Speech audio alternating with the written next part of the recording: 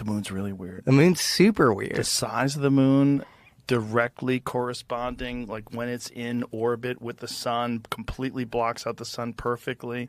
It's 1/400th the size of the sun, and it's 400 times closer to the Earth than the sun.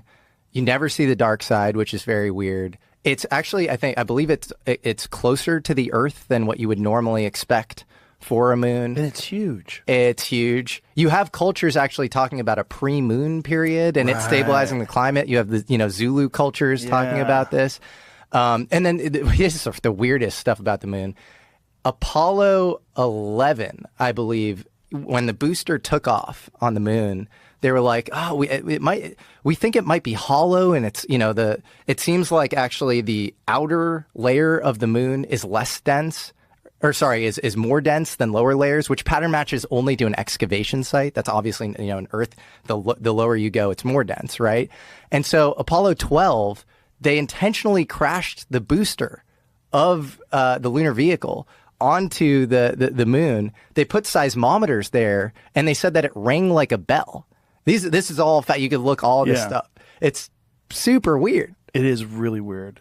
I know you did an episode about that with Randall Carlson. Love Randall Carlson. Yeah. He's got some wild fucking theories too. But the idea that the moon was somehow another place there to stabilize our atmosphere is so crazy. It is crazy. And then you obviously have to sort of think in probabilities all the way down. Lowest probability, craziest thing is Ingo Swann, who is another remote viewer in the Stargate program. He wrote a book called Penetration, where he's basically like abducted by this guy in a suit, like this kind of Men in Black style guy named Axelrod. And he is told to remote view the moon. And he remote views an alien base on the moon. And he says that he gets it. The whole thing goes crazy. I mean, the book is insane. It's like he then ends up in a supermarket and he says that he senses that this woman at the produce aisle is like an alien or something.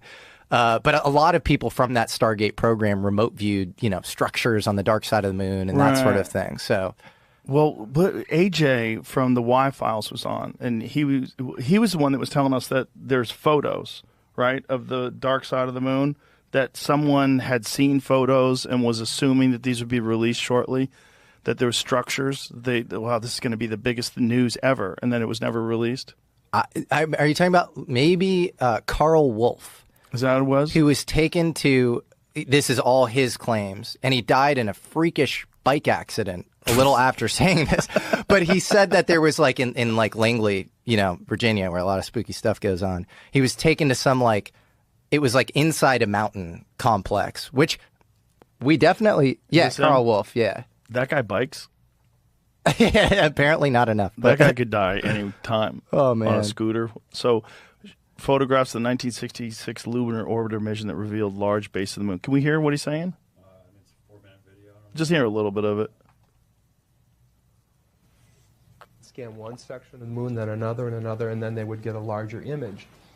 So this mosaic then would be put in that contact printer, and that was then a print that was issued to whomever, the press, the scientist, whatever, wherever that was intended to go. So he was showing me how all this worked, and we walked over to one side of the lab, and he said, "By the way, we've discovered a base on the back side of the moon." And I said, "Whose?" "What do you mean, whose?" He said, "Yes, we've discovered a base on the back side of the moon." And at that point, I became frightened, and I was a little terrified, thinking to myself that if anybody walks in the room now, I know we're in jeopardy, we're in trouble, because he shouldn't be giving me this information. I was fascinated by it, but I also knew that he was overstepping a boundary that he shouldn't be stepping over. And then he pulled out one of these mosaics and showed this base, which had geometric shapes. There were towers, there were spherical buildings. There were very tall towers and things that looked somewhat like radar dishes, but they were large structures. So I didn't say any more to him because I was concerned again that somebody was going to come in at any moment, would catch us having this conversation, and we would be in real trouble. I realized that he was telling me this information because he didn't have anybody else to talk to. Now, probably in that laboratory, he was probably one of the few enlisted people, and he was a worker bee. And he had a high-level security clearance, obviously, but he couldn't share that information with anybody else. And in those days, we didn't. When you had your security clearance, you took it seriously. It isn't like today where people don't take these things seriously. We had a different set of morals and ethics and values. That's the way we were raised, and we stayed bound by those agreements. So it was rare that someone would do something like this. But this fellow and I were the same rank. I think he was very distressed. He had the same pallor and demeanor as the scientists outside the room. They were just as concerned as he was, and he needed to discuss it with somebody. So that was the end of it right there. I didn't take it any further than that. I just filed it away. But the interesting thing, every day that I went home, I would think to myself, I can't wait to hear about this on the news, And, so I'd turn on the TV and I'd look at the news to see if they're going to announce, we've discovered a base on the backside of the moon, being really naive, And, of course, here it is 30-some years later, and we still haven't heard about it. Whoa. Pretty crazy. Yeah, but then there's the question of disinformation, right? Like, you could conceivably give people a bunch of nonsense and tell them about it, knowing that some of it is going to leak and it's going to and it won't be verified, and it's going to make this whole story seem even more ridiculous and make people less likely or reluctant to study it. Totally. And in his case, he says that he was in this, mountain base or whatever, where all of the world's nations were working together as part of some collegial UN style space program or whatever. So that to me might be a little, beyond the pale. And I'm glad you made that point, because that is ufology 101. And I've heard you be incredibly exhausted and frustrated at UFO disclosure. And I think that is the reasonable response. It is limited hangouts on limited hangouts. It's just, we're going to give you a little bit, but we're also going to sprinkle in some falsities and some bullshit. We're going to stigmatize it. And it kind of works because it creates this initiation path for recruiting. If there are any of these programs, it widens the surface area. It both conditions the populace, but also stigmatizes the thing and makes it seem like kind of a joke. And so I think if you are not viewing modern disclosure through that kind of hermeneutic lens of interpretation, and you're just taking it, accepting it, imbibing it wholeheartedly, prima facie, I think you are in trouble. Yeah. The moon landing, you're not you believe in the moon landing, right? I used to believe in the moon landing. You don't anymore? I had a joke in my act about it, that before COVID, I would have told you vaccines the most important invention in human history, and after COVID, I'm like, I don't think we went to the moon. Yeah, I know that was in your, but you actually think that? I think there is a less than zero possibility that we did not go to the moon. Oh my gosh. I know. Why do you think we went to the moon? Because it's exactly what you just said about, well, there's a lot of reasons, but the main thing is what you just said about the Earth. The vastness of the conspiracy that would be required to fake that, it's so vast that it's a lot more incredible to believe that we faked it than to believe that we just went. And going to the moon, it's a massive achievement, but I think the greatest human achievement of all time. But even so, to fake it would be even more massive, because not only would you need all of these space agencies and all the different whatever people in American institutions to be colluding, but you'd also need foreign governments, including adversarial foreign governments, who at this point certainly would know we faked it, and for some reason haven't blown the lid on it. So they're letting us take this achievement that they know. Why haven't the Russians come out and said all those things you're saying are true? Right. I don't argue with any of the things you're saying. But one of the things that I think you have to consider was, if it's not possible for human beings to safely go through the Van Allen radiation belts and out into deep space without much protection and face the temperatures that are on the surface of the moon, which get up to 250 degrees and 250 degrees below zero in the shadows. There's no environment there. It's hostile beyond belief. Micrometeorites are flying into the moon all the time. They're flying through space all the time. We've never had a single biological organism go out into deep space, past the Van Allen radiation belts, and then come back to Earth and come back alive, except human beings during the Apollo missions. Every single space station mission, every single space shuttle mission, all of them are inside 350 miles from the Earth's surface. The only time human beings have ever been past that and through the Van Allen radiation belts was the Apollo missions. And we were the only humans that were ever able to do that. The Russians never figured out how to do it. No one else figured out how to do it but the Apollo astronauts. And we did it 7 times, 6 successfully from 1969 to 1972. If you said to me, do you think that they could fake the moon landing today? I would say no. I would say no. People are going to be able to track it. It's very easy. They have satellites. They're going to know everything. But in 1969, the technology was so crude that when they first showed the Apollo 11 landing, they didn't even show a direct feed to the networks. So like if you're on CBS News, you don't get a direct feed. What you do is you point a camera at a projection screen. So that's why the film looks so shitty. The camera is pointed to a projection screen where you see the astronauts jumping around on the moon. And you see this weird, grainy, third-generation image, right? And we did it, and we have never done it since. And we've always said we're going to do it, and no one's ever even come close. No one's ever even gone into deep space since 1972. We also haven't been trying. We haven't been trying. But we always talk about going back, including Herbert Walker Bush talked about going back, George W. talked about going back. They all talk about going back, but nobody ever gets anywhere. Well, I think that's because we lost the spirit and hunger for discovery. We didn't just lose that. We lost all the technology from the Saturn V rocket. They don't even have that anymore. In fact, they don't even have the original film. They erased all the original footage of the Apollo missions. So you just have copies of everything. You could develop the technology again. You can do all that. Sure you could. If you can get through the Van Allen radiation belts into deep space with human beings and have them safely come back. But I think what you're describing to me, all that does is highlight how incredible the achievement was. If they did it. Right, if they did it. But I don't, well, here's the main point. There's no evidence, because saying that it was a hoax is an assertion of it's not you're not just denying an event, you're asserting a whole other event that you say happened instead. And there is evidence that we went to the moon. Now someone who's a skeptic might say it's not enough evidence or it's not good evidence. There's like evidence. There's eyewitness. There's people that went and came back and told us. There's footage. There's a lot. Okay. There is evidence. Okay. But there's no evidence of the hoax. Like no one has come and said, "Here's my affirmative evidence that this hoax happened." It's never happened, right, as far as I'm aware. Okay. No one's ever provided that evidence. I see what you're trying to say.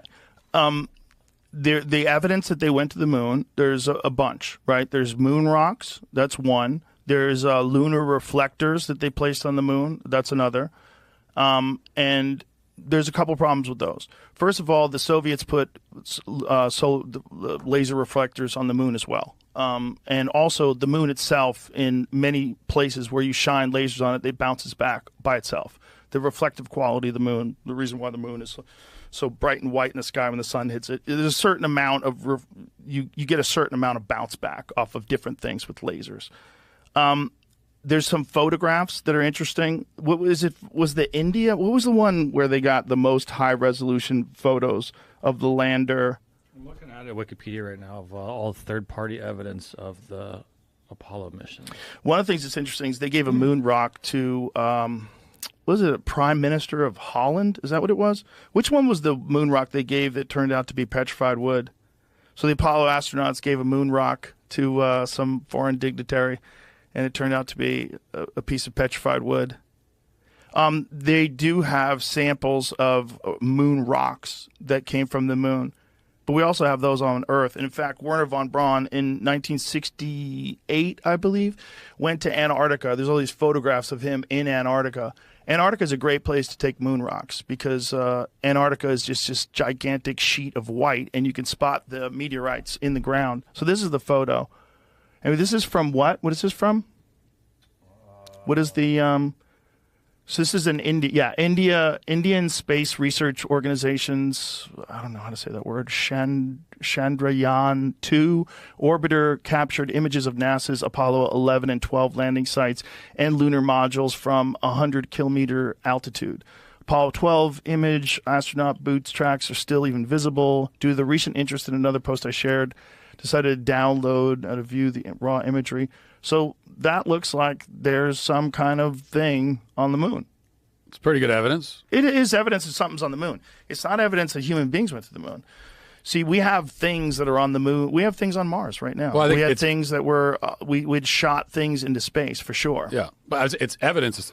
It's not proof in and of itself, but it is evidence. Listen, I'm not saying we didn't go to the moon. What I'm saying is the subject is complex. And it's not even a little complex. It's really complex. There's a documentary called The Funny Thing Happened on the Way to the Moon. This guy, Bart Sibrel, he's been obsessed. He was a guest on the show, too. Been obsessed about this his whole life and absolutely believes that we never went to the moon. And there's enough shit that you go, okay, if he's right about any of these things, it's weird. One of the things was some of the photographs of the moon, they ran through one of those AI detectors that can tell you whether or not something's false or artificially generated. And it showed different images from, I think it was a Chinese satellite of the moon. They said this is legitimate. But then it got to these Apollo images, and they said these have been doctored. This is AI decided. This AI program that all they the ran, images or a few of them? A few of them. But then other ones were found to be authentic. I don't think so. I think they only ran a few images through. See if you can find those, Jamie. Find what they did. Again, this is not saying that we didn't go to the moon. It could be, and this was a fact with the Gemini 15 program, where Michael Collins, there was a photograph of Michael Collins that they took in one of his training exercises, where he had those packs that they put on where they can move around while they're doing moon walks, or not moon walks, space walks outside of where they're connected by a tether. And he was like in this harness and manipulating this device. And what they had done is taken a photograph of him training, and then someone, probably some overzealous PR person, had taken that photograph and then blacked out the background and tried to pass it off as a really clear photograph of him out there on a spacewalk, which is probably very difficult to get, right? You'd have to have another person at the camera, frame it right. They had this photo. They're like, look, he did it. Let's just pass this off as the real thing, which is, you're also talking about the Nixon administration, where they were just full of shit constantly. If you remember, this is where he tried to Yes. claim it was from, which is a Russian video. I don't know. So there's different video where they ran it through, and they said it was real, and was it a Chinese program? But when they ran the American ones, the American images, they said that they were doctored. Again, it doesn't mean that we didn't go to the moon. But it does mean, okay, there's that. That's weird. Have you ever seen the Apollo 11 post-flight press conference? Yeah. It looks like a hostage video. It looks like a bunch of guys who don't want to be there. They look real fucking nervous, and they look real deceptive. And if you watch that video, it's weird. Well, but I think that's the temperament it requires to do something like that. Could be. It's almost suicidal to go to the moon. Right. And so you have to be like barely even a human psychologically to do it. So that to me is just like, and they just went through this whole experience. Well, who knows what that does to the human psyche? To even just like be in the vastness of space, even on the space station, I feel like that would change me as a person, not necessarily for the best. Well, there's actually like a psychological condition that they talk about. That this sort of understanding that we're all connected.